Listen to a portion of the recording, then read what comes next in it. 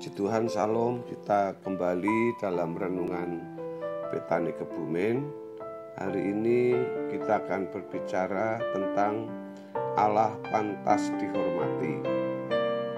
Bapak Ibu Saudara yang dikasihi oleh Tuhan Yesus, jika Allah pantas dihormati, maka kita perlu menjaga sikap hati dan supaya dapat dipercayai.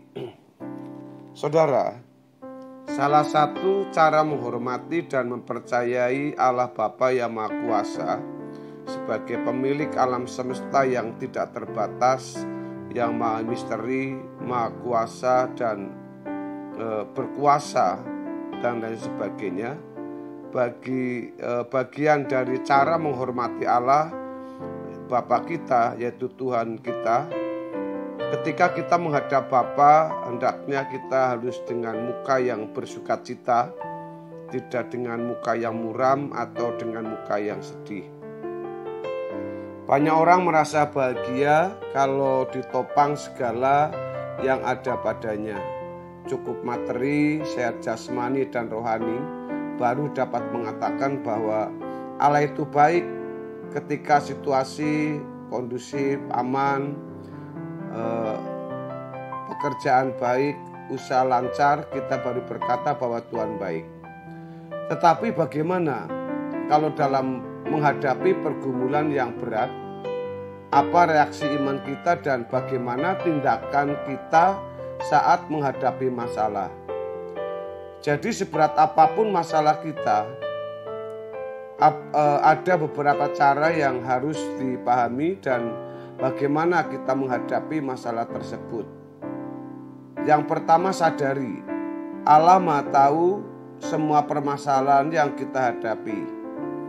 Ada bagian yang kita kerjakan, yaitu apa yang menjadi tanggung jawab kita, dan ada bagian dari Allah yang tidak bisa kita sentuh.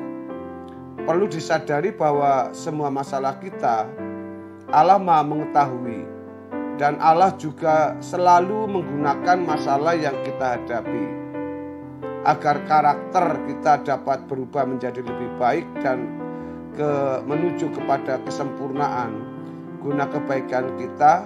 Maka untuk hal ini Tuhan memberikan persoalan ini, yaitu demi kekekalan kita. Di dalam Roma 8 ayat yang ke-28 mengatakan, kita tahu sekarang bahwa Allah turut bekerja dalam segala sesuatu untuk mendatangkan kebaikan bagi mereka yang mengasihi Dia, yaitu bagi mereka yang terpanggil sesuai dengan rencana Allah. Saudara, ini juga hanya bagi orang yang mengasihi Dia. Perhatikan saudara, kata kunci di sini yang membuat orang itu turut bekerja adalah ketika seseorang itu mengasihi Dia. Lalu yang kedua, mempercayai Allah dan walaupun ada banyak masalah yang kita hadapi, dan jika itu di luar kekuatan kita, maka kita belajar untuk mencukupkan kesusahan untuk hari ini. Di dalam Matius pasal yang ke-6 ayat yang ke-34, Tuhan Yesus bersabda, sebab itu janganlah kamu khawatir akan hari besok, karena hari besok mempunyai kesusahannya sendiri. Kesusahan sehari cukuplah untuk sehari. Artinya dalam ayat ini saudara, kita harus mencukupkan dengan keadaan kita. Biarlah masalah-masa lalu yang sudah terjadi atau hari esok kita tinggalkan dan kita hidup dalam hidup yang baru. Karena kesusahan sehari cukup untuk sehari, dan hari berikutnya jangan sampai kita membawa masa kesusahan yang lalu pada masa kesusahan yang baru. Jadi saudara yang dikasihi oleh Tuhan Yesus, memang ada kekuatan yang di luar batas kemampuan kita. Tetapi di sini Tuhan pasti akan menolongnya kepada setiap orang yang mencari kerajaan-Nya.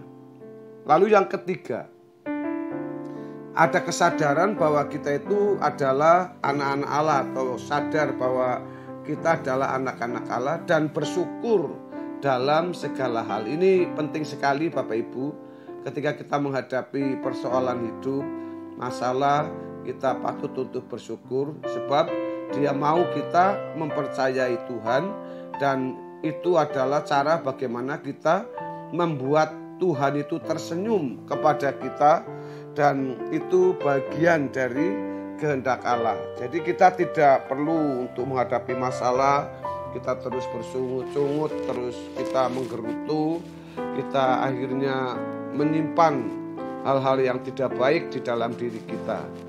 Maka Paulus mengatakan di sini supaya mengucap syukurlah dalam segala hal, sebab itulah yang dikehendaki Allah di dalam Kristus Yesus bagi kamu. Dalam 1 Tesalonika 5 ayat yang ke-18.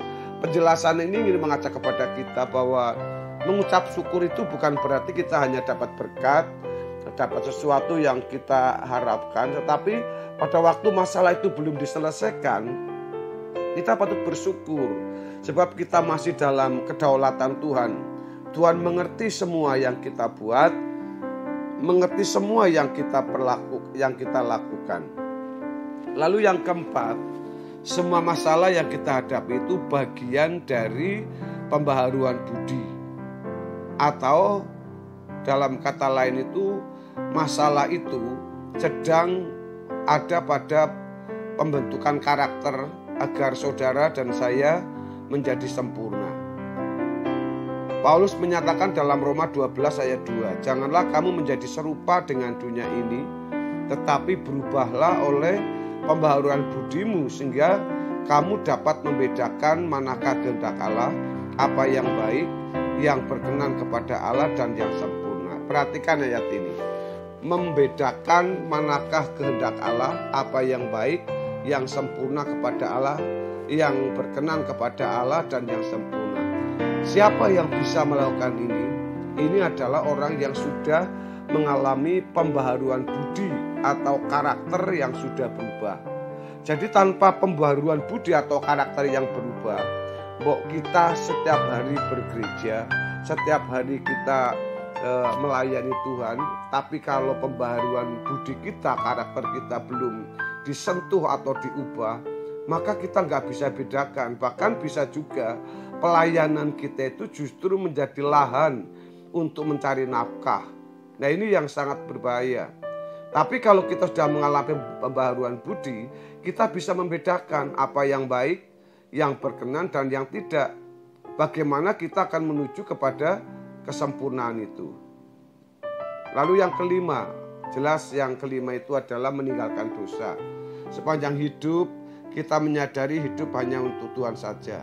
Kita tidak lepas dari hari-hari hidup yang kita hadapi. Kita bisa mengalami dosa, mengalami masalah. Tapi mari saudara, kita butuh atau perlu untuk meninggalkan dosa. Ini hal yang berat memang saudara. Ini hal yang menyakitkan. Karena kita meninggalkan percintaan atau kesenangan dunia. Ini harus diusahakan dengan menjerit, dengan seperti kita menyayat daging kita. Yang juga sama dengan masuk perlombaan yang wajib sepanjang umur kita untuk masuk dalam perlombaan wajib sampai akhir hidup atau sampai menutup mata. Di dalam Ibrani pasal yang ke-12 ayat 1, karena kita mempunyai banyak saksi bagaikan awan yang mengelilingi kita, marilah kita menanggalkan semua beban dan dosa yang begitu merintangi kita dan berlomba dengan tekun dalam perlombaan yang diwajibkan bagi kita. Ini yang menghambat kita untuk bisa berlari menuju kepada sasaran atau menuju kepada rencana Tuhan, di mana Tuhan akan menyempurnakan kita untuk hidup di dalam kehidupan yang kekal dalam kerajaan surga, yaitu rintangan dan beban yang kita alami. Lalu yang keenam, mencukupkan diri dengan apa yang ada. Sebenarnya tidak ada lagi yang menjadi masalah dalam hal kebutuhan hidup jika kita menerima apa yang ada, yang sudah diberikan itu cukup atau sudah selesai dengan diri sendiri. Ini yang direnungkan di dalam Lukas pasal 3 ayat yang ke-14, dan prajurit-prajurit bertanya juga kepadanya, dan kami apakah yang harus kami perbuat? Jawab Yohanes, kepada mereka, jangan merampas dan jangan memeras, dan cukupkanlah dirimu dengan gajimu.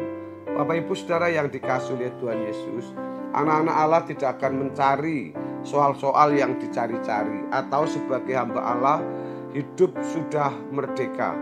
Dalam 1 Petrus 2 ayat 16 mengatakan, hiduplah sebagai orang merdeka dan bukan seperti mereka yang menyalahgunakan kemerdekaan itu untuk menyelubungi kejahatan-kejahatan mereka, tetapi hiduplah sebagai hamba Allah. Jadi hari-hari hidup kita yang dilakukan adalah selalu hidup apa saja yang mendatangkan kebaikan, dan itu akan membuat senyum Tuhan, atau apa yang ditabur itu yang akan dituai.